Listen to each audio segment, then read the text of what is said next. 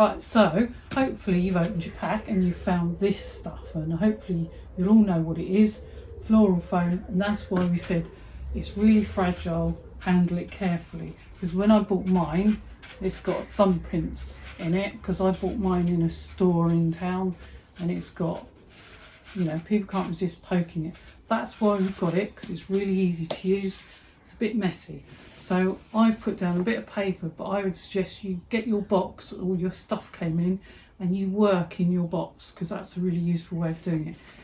It's dusty, but it's not harmful. So, you know, just be really kind of mindful of the area you've got it in. And I'm doing mine on paper so that you can see how this process works. A few things to just be aware of when you're using this foam is, obviously it's really, you know, it will come off really easily. But this is the thing that you're going to use the most, this and this.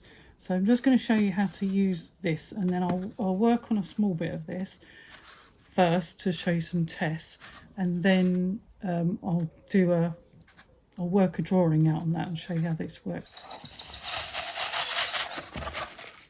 So first off, you've seen how a bit of thin card can cut through. This is the other thing. So this is your nail file, and this is even better. So if you want to just saw bits off, you can smooth edges off really nicely. Already, when I compare the two, you've got that lovely soft round smooth edge. Just by rubbing a finger on there, we can create. Just going to show you a few more things on this. So this time, I'm not sure if this is going to work. I'm going to make a curve.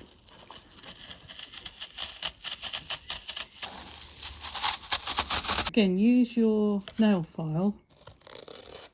This is quite a nice tool as well.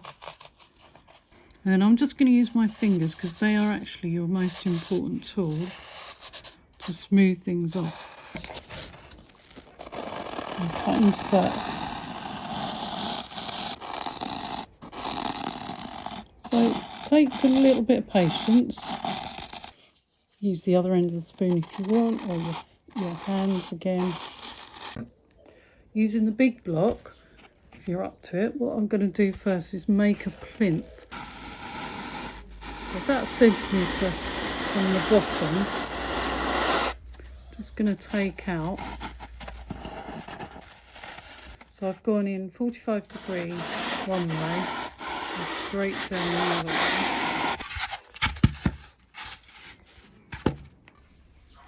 I've looked at really simplified line, just really kind of cutting through, just getting to know the landscape. Another one, simply line, so it's kind of about hills and shapes within the landscape.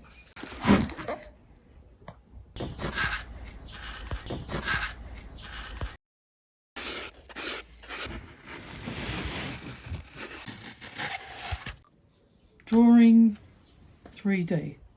There's quite a lot of differences, which is inevitable, and really that was my starting point. But if I turn this round and show you different viewpoints, you can kind of see references to the drawings. So it's not just that drawing, but it was some of the other drawings I've made.